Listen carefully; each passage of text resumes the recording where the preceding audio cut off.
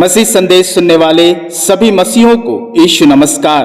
मसीह संदेश में आज हम निर्गमन की पुस्तक उसका 33 अध्याय 15 पद को देखेंगे कि लैंड के 22वें दिन परमेश्वर का वचन हमसे क्या कहता है।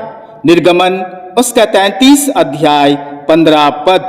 उसने उससे कहा, यदि तू आप ना चले तो हमें यहाँ से आगे ना ले जा। मेरे प्रियो, आज के वचन में परमेश्वर अपने दास मूसा के पास दो चॉइस रखता है, प्रतिज्ञा किया हुआ देश और परमेश्वर की उपस्थिति।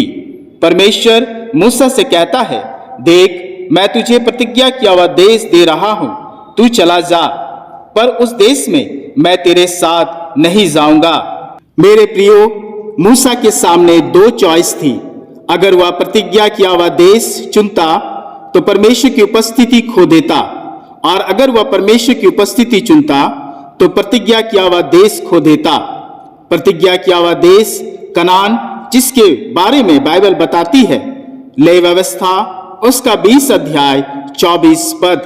पर मैं तुम लोगों से कहता हूं कि तुम तो उनकी भूमि के अधिकारी होगे, और मैं इस देश को जिसमें दूध और मधु की धाराएं बहती है तुम्हारे अधिकार में कर दूंगा।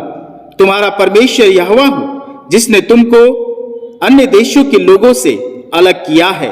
मेरे प्रियो, यह वह देश था जिसके लिए परमेश्वर ने अब्राहम से वाचा बांधी थी, और अब्राहम से इसहाक और इसहाक से याकूब। और इसी देश को पाने के लिए मूसा और इजरायली कई लड़ाइयां लड़े थे। यह एक ऐसा देश था जहां दूध और मधु की धाराएं बहती थी, जहां हर इजरायली को अपने लिए जमीन और घर मिलता, एक स्वतंत्रता का जीवन मिलता, किसी की गुलामी नहीं, एक परफेक्ट लाइफ, सुंदर जीवन, सुंदर भोजन और आराम। वहां भोग विलास का सब कुछ मिलता जो एक मनुष्य को चाहिए। पर मेरे प्रियो, क्या आप जानते हैं मूसा ने क्या चुनाव किया? मूसा ने यहोवा परमेश्वर की उपस्थिति को चुना। मूसा ने कहा, हे परमेश्वर, अगर तू वहां हमारे साथ नहीं चलेगा तो हमें भी वहां मत ले जा। मेरे प्रियो, मूसा ने प्रतिज्ञा के देश कनान को ठुकरा दिया और परमेश्वर को चुना। वह जानता था कि जहां परमेश्वर नहीं वहां आशीष नहीं।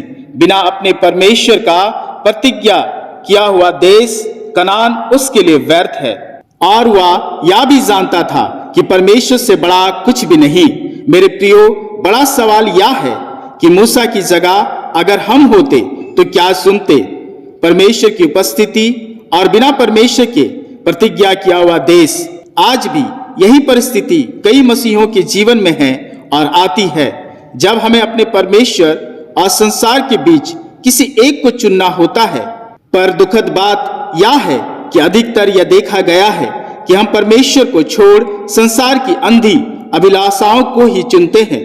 आज कई मसीही जीवन, परिवार परमेश्वर के ऊपर धन और संपत्ति को अधिक प्राथमिकता देते हैं। बाइबल बताती है, मरकुस रचित सुसमाचार उसका 10 अध्याय 17 पद से 31 पद में, धनी युवक ने अत्यधिक धन के कारण यीशु के पीछे आने से मना कर दिया।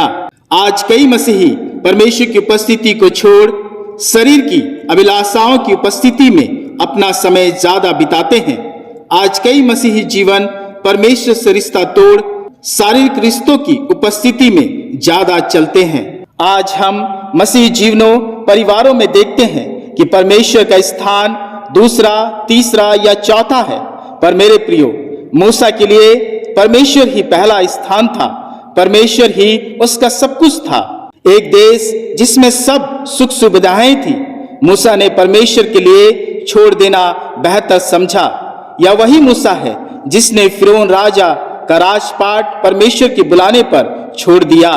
मूसा के लिए पहले परमेश्वर, उसके बाद दूसरी कोई वस्तु थी। और बाइबल बताती है कि परमेश्वर ने जब देखा कि मूसा उसका एक विश्वास योग्य दास है, तो परमेश्वर ने उसे बहुतायत की आशीष दी। निर्गमन की पुस्तक उसका 33 अध्याय 17 पद। यहोवा ने मूसा से कहा, मैं यह काम भी जिसकी चर्चा तूने की है करूंगा, क्योंकि मेरे अनुग्रह की दृष्टि तुझ पर है और तेरा नाम मेरे चित्त में बसा है। और सच में बाइबल बताती है कि परमेश्वर के चित्त में मूसा हमेशा बसा रहा। नए नियम लूका रचित सुसमाचार उसका 9 अध्याय 30 से 31 पद बताती है कि मूसा और एलिया को यीशु के साथ बातें करते हुए पतरस, याकूब और यूहन्ना ने देखा। जहां मूसा और एलिया नबी यीशु के साथ उसके मारे जाने की चर्चा करने आए थे। मेरे प्रियो, जब हम अपने परमेश्वर को पहला स्थान देते हैं तो परमेश्वर भी हमें पहला स्थान देता है। परमेश्वर के बिना हम कुछ देर तो चल सकते हैं पर पूरी जिंदगी नहीं। कुछ पल का सुख तो भोग सकते हैं पर जिंदगी भर का आनंद नहीं उठा सकते। जैसा बाइबल भी कहती है, पहला यूहन्ना उसका 2 अध्याय 17 पद, संसार और उसकी अभिलाषाएं दोनों मिटते जाते हैं पर जो परमेश्वर की इच्छा पर चलते हैं वह सर्वदा बना रहेगा। मेरे प्रियो, परमेश्वर के बिना हम मसीह जीवन की कल्पना नहीं कर सकते, क्योंकि परमेश्वर के बिना हमारा अस्तित्व ही नहीं है, क्योंकि हमारा सब कुछ उसी में अच्छा और उत्तम है। बाइबल बताती है, यूहन्ना रचित सुसमाचार उसका 15 अध्याय 5 पद, मैं दाखलता हूं, तुम डालियां हो। जो मुझ में बना रहता है और मैं उसमें, वह बहुत फल फलता है, क्योंकि मुझसे अलग होकर तुम कुछ भी नहीं कर सकते। मेरे प्रियो, इसलिए हम अपने परमेश्वर को अपने जीवन में पहला स्थान दें। मूसा की तरह परमेश्वर के साथ चले। परमेश्वर हमारे जीवन, परिवार, समय, अभिलाषाओं, संसार, तन, मन, धन से बढ़कर ठहरे। यीशु आप सबके संग और साथ रहे। परमेश्वर इस वचन के द्वारा हम सबों को बहुतायत से आशीष दे। आमीन। आइए हम प्रार्थना करें। हे पिता, आज के वचन के लिए तेरा धन्यवाद हो। इसलिए हमें सुबुद्धि प्रदान कर कि हम मूसा की तरह अपने परमेश्वर की उपस्थिति को चुने, क्योंकि परमेश्वर की उपस्थिति में ही हमारा भला है। क्योंकि जहां हमारा परमेश्वर नहीं वहां ज्योति नहीं, हमारा अस्तित्व नहीं। हे पिता, इस घड़ी मैं अपने सभी मसीह संदेश सुनने वालों के लिए प्रार्थना करता हूँ। हे पिता, उनके जीवन के हर परिस्थिति में तेरा ही चुनाव हो। तेरे लोग तुझे भूले ना। संसार के सारे अभिलाषाओं को त्याग कर परमेश्वर के करीब रहे। हमारे जीवन और परिवार में पहला स्थान तेरा हो, क्योंकि जहां तू है वहां तेरी उपस्थिति है, वहां तेरा आदर है, मान सम्मान है, तेरी महिमा और करुणा और दया है। जैसा वचन भी कहता है कि पहले तुम मेरे राज और धर्म की खोज करो तो तुम्हें सारी भली और अच्छी वस्तुएं मिल जाएगी। हे पिता, तू जहां नहीं हमें वहां ना ले जा, और जहां तू है वहीं हमें रख, ताकि तेरी करुणा सदा हम पर बनी रहे। सब परिवारों पर तेरी उपस्थिति ठहरे और उनके संग चल। हे पिता, हम पर दया कर और इस प्रार्थना को अपने प्रिय पुत्र यीशु मसीह के नाम से ग्रहण कर। आमीन, आमीन।